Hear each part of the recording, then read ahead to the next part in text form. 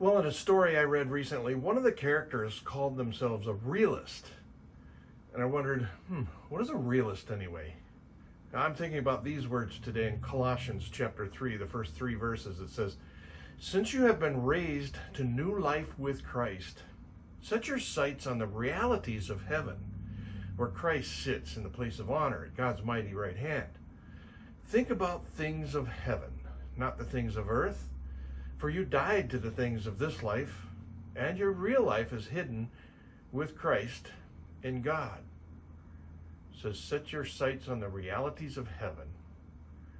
Well, that tells me that a true realist is a person that sets their sights on the realities of heaven and experiences real life by God's design with Christ as a king of a kingdom. So, we all know people that see the negative side of everything.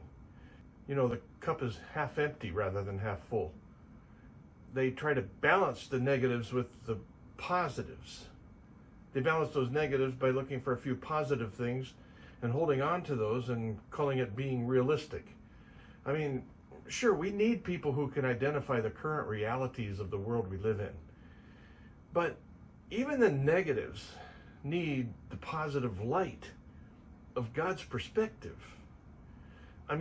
Is being a realist just keeping a balance between the positives and the negatives?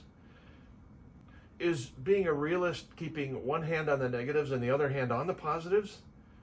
That just sounds a bit exhausting to me and not very life-giving. I remember when we lived in Irian Jaya, one of the light switches wasn't working, so I took the light switch apart.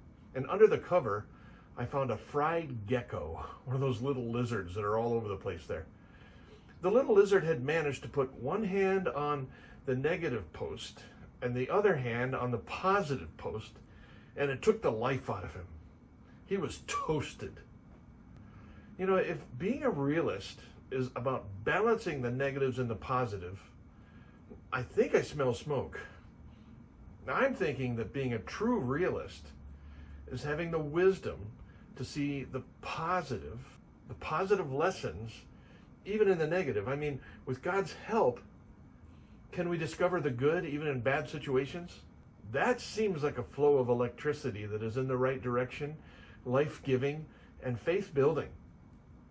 So I pray that Romans 8:28 may ring true for you today.